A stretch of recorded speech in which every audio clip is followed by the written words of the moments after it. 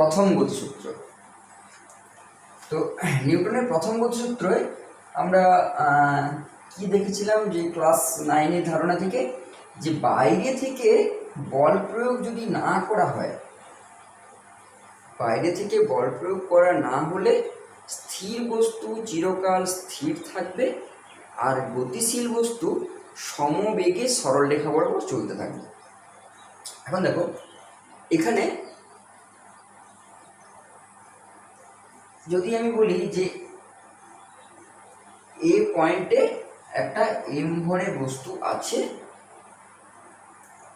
স্টেটমেন্টে প্রথমেই কি বলেছে, বাইরে থেকে যদি বল প্রয়োগ করা না হয়, অর্থাৎ যদি এখানে এফ ইকুয়ালস টু 0 হয়, বাইরে থেকে বল প্রয়োগ করা না হলে স্থির বস্তু চিরকাল স্থির। তার মানে এটা কি, ভি ইকুয়ালস টু 0 অথবা ভি ইকুয়ালস টু কনস্ট্যান্ট। সমবেগে ভি ইকুয়ালস টু হয় 0 মানে স্থির, অথবা সমবেগে চলবে কোনটা। তাহলে বাইরে থেকে আমি যদি ফোর্স অ্যাপ্লাই না করি তাহলে সে স্থির থাকলো অথবা সমবেগে চলতে থাকলো। এটা হলো আমাদের ফার্স্ট লয়ের স্টেটমেন্টটা। এখন এখান থেকে আমরা যদি ওই নির্দেশতন্ত্রের সাপেক্ষে যদি ভাবি, যেটা ইনার্সিয়াল নন ইনার্সিয়াল, আমরা যেটা একটু আগে উদাহরণে বলছিলাম যে যদি ট্রেনের যে সারফেসটা, সেখানে আমি এখানে বলটাকে রেখেছি, ট্রেনটা অ্যাক্সিলারেশন নিয়ে চলতে শুরু করলো। যেই ট্রেনটা অ্যাক্সিলারেশন নিয়ে চলতে শুরু করলো, সেই এখানে বলটা পিছন দিকে গড়াতে শুরু করেছে। আমি তো এর উপরে কোনো ফোর্স অ্যাপ্লাই করিনি, এখানে তো আমার external force F equals to 0। তার মানে এখানে যেহেতু এই নির্দেশতন্ত্রটা অজড়ত্বীয় নির্দেশতন্ত্র, সেই জন্য আমাদের এখানে আপনা আপনি ফোর্সটা চলে আসছে। তার মানে এখানে আমরা নিউটনস লটাকে অ্যাপ্লাই করতে পারছি না। এখন এখানে তাহলে কি দেখছি, যে যদি এফ ইকুয়ালস টু 0 হয় তাহলে হয় ভি ইকুয়ালস টু 0 অথবা কনস্ট্যান্ট। এখান থেকে আমাদের দুটো জিনিসের ধারণা পাই, প্রথম গতিসূত্র থেকে দুটো জিনিসের ধারণা পাওয়া যায়। কি কি না, একটা হচ্ছে যে জড়তা, জাড্য, যেটা জাড্যের ধারণা পাওয়া যায়। আর 2 নম্বরে পাওয়া যায় বলের সংজ্ঞা। আমরা এগুলো ক্লাস 9-এ পড়ে এসেছি। তো বলের সংজ্ঞা কি শিখেছি, দেখো এইখানে আমাদের যে স্টেটমেন্টটা, সেই স্টেটমেন্টের মধ্যেই বলের সূত্রটা ঢুকে আছে। আমরা এখানে কি লিখছিলাম, যদি স্টেটমেন্টটাকে আমি লিখি একটা, বাইরে থেকে বল প্রয়োগ করা না হলে স্থির বস্তু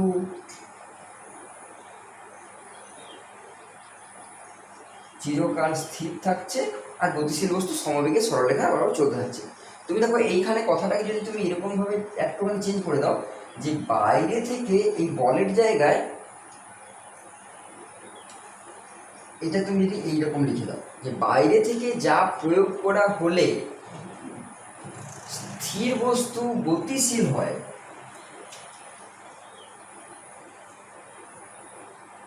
বা গতিশীল বস্তু স্থির হয় বা হবার চেষ্টা করে।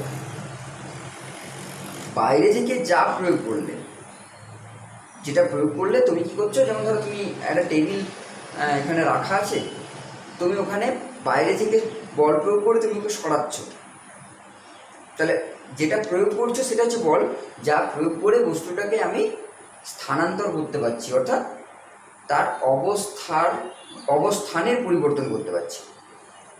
এখানে এরকমভাবে বলা যায় যে বাইরে থেকে যা প্রয়োগ করে বস্তুর অবস্থানের পরিবর্তন করা হয় বা পরিবর্তন করার চেষ্টা করা হয়।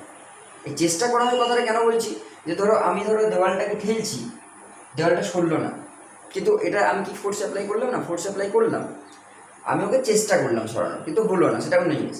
তাহলে বাইরে থেকে যা প্রয়োগ করে অবস্থার বা অবস্থানের পরিবর্তন করা হয় বা করার চেষ্টা করা হয় তাকে বলা হচ্ছে ফোর্স।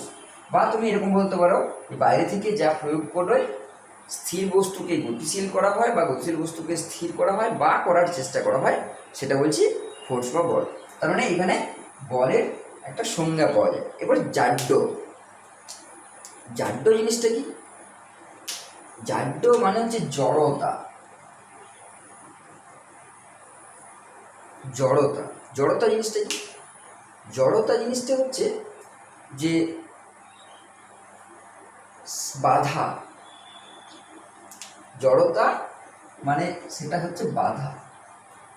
কে কত বেশি বাধা দিতে পারছে। তার মানে ধরো তুমি একটা ছোট্ট লোহার বল নিয়েছো, আর একটা ওই রকমই দেখতে একটা বড় লোহার বল নিয়েছো। তুমি ধরো একটা টুল নিয়েছো আর একটা বড় টেবিল। সহজে তুমি জানো যে টুলটাকে যত সহজে সরানো যাবে, টেবিলটাকে সরাতে গেলে অনেক বেশি কষ্ট করতে হবে। তাহলে এই যে ছোট জিনিস বড় জিনিস, এই ধারণাটা আমরা কী করে বলছি না, ভর দিয়ে পরিমাপ করে বলছি, ওজন দিয়ে পরিমাপ করছি। যে বস্তুটার হালকা তার মানে তার ভর কম, তার মানে তার ওজন কম। যে বস্তুটা ভারী মানে বড় যাকে বলছি আমরা, যেটা ভারী, তার মানে তার ভর বেশি, ওজন বেশি। তাহলে এখানে জাড্যটা কী দিয়ে পরিমাপ করা যাচ্ছে? যে ভর দিয়ে। যে বেশি ভর, যার মধ্যে বেশি ভর আছে সে হচ্ছে ভারী বস্তু, এবং সেই ভারী বস্তুকে যদি সরাতে হয় তাহলে আমাকে তার উপরে কী করতে হবে? বেশি বল প্রয়োগ করতে হবে। যদি ধরো এম ভরের আমি একটা বস্তু নিয়েছি আর একটা ছোটো হাতের এম ভরের বস্তু নিয়েছি, তা আমি কি দেখবো যে এই ছোট বস্তুটাকে আমি খুব সহজেই সরিয়ে দিতে পারলাম বড় বস্তুর তুলনায়। তার মানে এখানে জাড্য কী দিয়ে পরিমাপ করা হয়? বস্তুর ভর দিয়ে জাড্যের পরিমাপ হয়। অর্থাৎ এখন তাহলে জাড্য জিনিসটা কি হলো? দেখো, জাড্য মানে বস্তুর ভর এলো, তার মানে যেটা ভর বেশি সে আমাকে কী করতে হচ্ছে, তাকে আমি যদি সরাতে চাই তাকে আমাকে বেশি বল প্রয়োগ করতে হচ্ছে। তার মানে এর বাধা বেশি। বাধা বেশি মানে যার ভর বেশি অর্থাৎ ওজন বেশি, তার বাধা বেশি। তার মানে যার বাধা বেশি তাকে কি করতে হচ্ছে? বেশি বল প্রয়োগ করতে হচ্ছে। বেশি বল প্রয়োগ করতে হচ্ছে অর্থাৎ ভারী বস্তুর উপরে বেশি বল প্রয়োগ করতে হচ্ছে, হালকা বস্তুর উপরে কম বল প্রয়োগ করতে হচ্ছে। কেন না, তার মানে ব্যাপারটা চলে এলো যে ভারী বস্তুর বাধা বেশি, তাই আমাকে বেশি বল প্রয়োগ করতে হচ্ছে। হালকা বস্তুর বাধা কম, তাই কম বল প্রয়োগ করতে হচ্ছে। এখন এই যে বাধা, এই বাধাটা কেন আসে? বাধাটা হচ্ছে, এটা হচ্ছে প্রবণতা। কীরকম প্রবণতা? না, এটা হচ্ছে যে যেরকম কন্ডিশনে আছে তার সেই কন্ডিশনে থাকার প্রবণতা। আমরা সবাই চাই যে মানে সুস্থিত অবস্থায় থাকতে। কীরকম না, আমার যেটা ভেতরে রয়েছে এর যে গতিশীল সে চাইবে আমি সবসময় গতিশীল থাকতে। তাহলে তাকে যদি তুমি আটক করতে চাও তাহলে তোমাকে কী করতে হবে? তাহলে তোমাকে একটা বাধা বল প্রয়োগ করতে হবে। যে বাধা বল দিলে পরে বস্তুটা স্থির হবে বা হওয়ার চেষ্টা করবে। আর যে স্থির রয়েছে তাকে যদি গতিশীল করতে যাও তাহলে তার উপরেও বল প্রয়োগ করে তাকে হয় গতিশীল করতে চাইছো বা করার চেষ্টা করছো বা হচ্ছে। এখন এই যে যে অবস্থায় থাকে সেই অবস্থায় থাকার প্রবণতা, আমি যদি এটাকে একটু অন্যরকমভাবে বলি, যে ধরো যার পড়াশোনা করার খুব ইচ্ছে, তার কাছে হয়তো বই খাতা সেরকমভাবে কিছু সোর্স নাই, অন্যজনের কাছ থেকে নিয়ে কোনোরকমভাবে সে ম্যানেজ করে পড়াশোনা করছে, কিন্তু তার কি পড়াশোনা করার প্রবণতাটা খুব আছে। তাহলে তার ভেতরে ইচ্ছেটাই হচ্ছে আমি পড়াশোনাটা করব। তার মানে তার প্রবণতা হচ্ছে পড়াশোনা করার। আর হয়তো আরেকজনের বাড়ির থেকে সমস্ত রকমের তার যত রকমের দরকার হয় বইপত্রের সব কিছু, এখন ডিজিটালি জিনিস এসছে, মোবাইল টোবাইল সব কিছু দিচ্ছে, কম্পিউটার ল্যাপটপ সব কিছু দিচ্ছে যে তুই পড়াশোনাটা কর, অথচ তার পড়াশোনা করার কোনো রকমের ইচ্ছে নাই। তাহলে তার প্রবণতা হচ্ছে পড়াশোনা করার ইচ্ছে নাই, তাহলে তাকে যতই তুমি সোর্স দাও না কেন তার পড়াশোনা হবে না, কেননা তার ইচ্ছেটাই নেই। প্রথম কথা হচ্ছে ইচ্ছেটা। তাহলে এই যে ইচ্ছে, তার মানে সেটা হচ্ছে প্রবণতা, অর্থাৎ যে বেশি বাধা, যার বেশি তার প্রবণতাই হচ্ছে সেই বাধা নিয়েই থাকা, অর্থাৎ আমি নড়বো না। তাহলে এখানে এই জড়তা যে জিনিসটা, সেটা হচ্ছে ওই প্রবণতা থাকা। যেমন আমরা একটা ছোটোবেলায় গল্প পড়েছি, আশুতোষ মুখার্জি, বাংলার বার। তো কী গল্প সেটা, সেখানে দেখবে যে তার এত অঙ্ক করার প্রবণতা যে বাড়ির লোকজন হয়রান হয়ে গেছে যে না তোকে আর পড়াশোনা করতে হবে না, তুই একটু রেস্ট নে। তো শরীর খারাপ করে যাবে। তো এবার কী করেছে, বাড়ির মধ্যে ওকে বই খাতা টাতা সব বাদ দিয়ে একটা ফাঁকা ঘরের মধ্যে ঢুকিয়ে দিয়েছে, ঢুকিয়ে দিয়ে সেখানে বলেছে তুই আমি আসবো, খাবার দিয়ে যাবো। এবার অনেকক্ষণ পরে এসে দেখছে মেঝেতে গোটাই লিখে ভর্তি করে দিয়েছে, কি না একটা ম্যাথামেটিক্সের প্রবলেম ছিল, সেই প্রবলেমটা সলভ করে ফেলেছে। তো যার প্রবণতা হচ্ছে যে কন্ডিশনে থাকার, মানে পড়াশোনা করার খুব প্রবল ইচ্ছে, তাহলে সে যা পেয়েছে, একটা কয়লার ওই আংড়ার টুকরো পেয়েছিল, সেটা দিয়েই লিখতে শুরু করেছে। তাহলে প্রবণতা সেটাই হচ্ছে, যেটা হচ্ছে যে কন্ডিশনে থাকতে চাইছে সেই কন্ডিশনে থাকবে। তার মানে এখানে যে বড় বস্তু তার কন্ডিশনে হচ্ছে সে বেশি বাধা। আর তার মানে জড়তা বিষয়টা কি, জড়তা বা জাড্য বিষয়টা হচ্ছে, আমি এতক্ষণ ধরে যে গল্পগুলো বললাম, যে জাড্য বিষয়টা হচ্ছে যে অবস্থায় আছে। তার মানে স্থির বস্তু প্রবণতা হচ্ছে স্থির থাকা, গতিশীল বস্তুর প্রবণতা হচ্ছে গতিশীল থাকা। এবার তার উল্টো যদি আমার করতে হয় তাহলে কী করতে হবে, অর্থাৎ স্থির বস্তুকে যদি গতিশীল করতে হয় তাহলে আমাকে বল প্রয়োগ করতে হবে, গতিশীল বস্তুকে যদি স্থির করতে হয় তাহলে আমাকে বল প্রয়োগ করতে হবে। অর্থাৎ এখান থেকেও আমরা বলতে পারি যে গতিশীল বস্তুকে স্থির করা বা স্থির করার চেষ্টা করা, আর স্থির বস্তুকে গতিশীল করা বা গতিশীল করার চেষ্টা করা, সেটাই হচ্ছে বল।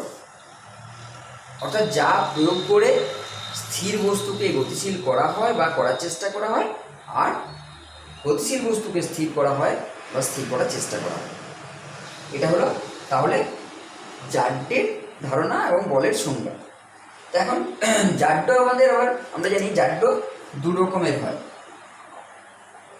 একটা হচ্ছে স্থিতিজাড্য আর একটা হচ্ছে গতিজাড্য। স্থিতিজাড্য কি, স্থিতিজাড্য হচ্ছে স্থির বস্তুর স্থির থাকার প্রবণতা। এতক্ষণ ধরে যেগুলো বললাম আর কি, যে যার যে অবস্থায় আছে সেই অবস্থায় থাকার প্রবণতা, অর্থাৎ স্থির বস্তু যে তার প্রবণতা হচ্ছে স্থির থাকা, যে গতিশীল তার প্রবণতা হচ্ছে গতিশীল থাকা।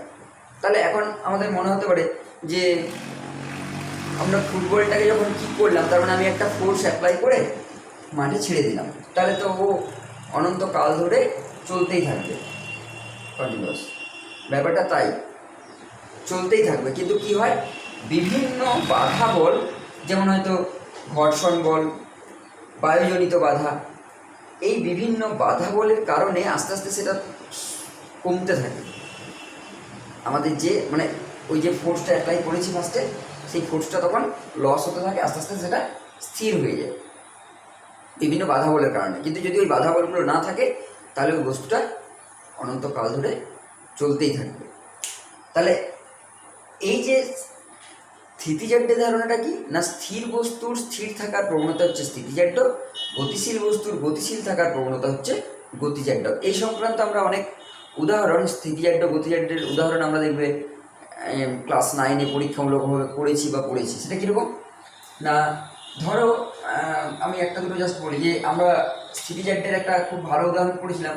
সেটা হচ্ছে এরকম একটা গোল প্লেটের উপরে বা বাটির উপরে একটা পোস্ট কার্ড দিয়েছো, তার উপরে একটা কয়েন দিয়েছো। তারপর এই পোস্টকার্ডটাকে খুব দ্রুত তুমি একটা টোকা মারলে পোস্টকার্ডটা সরে চলে গেল, এখানেই বাটির মধ্যে কয়েনটা পড়ে গেল। তার মানে কি এই পোর্শনটা গতিশীল হলো, এই যে বস্তুটা রয়েছিল মানে যে কয়েনটা রয়েছিল সেই কয়েনটা সেই গতিশীল মানে গতিটা তখনও কিন্তু লাভ করতে পারেনি ওই মুহূর্তে। যখনই গতিটা মুহূর্তের মধ্যে লাভ করতে না পারলো, তার মানে এই ছিল কি স্থির ছিল, সে স্থিরেই থেকে গেল। এখন স্থির থাকলে কি হবে, স্থির থাকলে এই ফাঁকা জায়গাতে বাটির মধ্যে পড়ে গেল। সেরকম আমরা দেখবে যখন কম্বল বা লেপ যখন বা জামা কাপড় যখন ঝাড়ি তখন ধুলোগুলো উড়ে যায়, সেই ধরনের যে উদাহরণগুলো সেগুলো আমরা আগে পড়েছি। আমরা বিশেষ করে আরও পড়েছি, একটা উদাহরণ বেশি করে পড়েছি, সেটা দেখবে চলন্ত বাস আর বাস যদি হঠাৎ করে ব্রেক করে, দুটো ঘটনা। তো বাসটা যখন স্থির ছিল তখন বাসের সাথে আমার বডিও স্থির ছিল।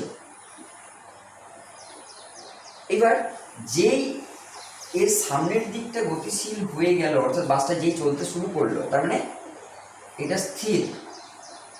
তাহলে স্থির বস্তুর কি প্রবণতা, না স্থিরই থাকবে, কিন্তু আমার নিচটা কি হয়ে গেছে, গতিশীল হয়ে গেছে। তাহলে আমার উপরের পোর্শনটা তখনও গতিশীল হয়নি। তখনও যদি গতিশীল না হয় তাহলে আমার নিচের পোর্শনটা এগিয়ে গেল, কিন্তু এখানটা তখনও এগোতে পারেনি। তখন আমি কি হবো, পিছন দিকে হেলে যাব। তাহলে গতিজাড্য ব্যাপারটা কি, না গতিজাড্য ব্যাপারটা আবার উল্টো।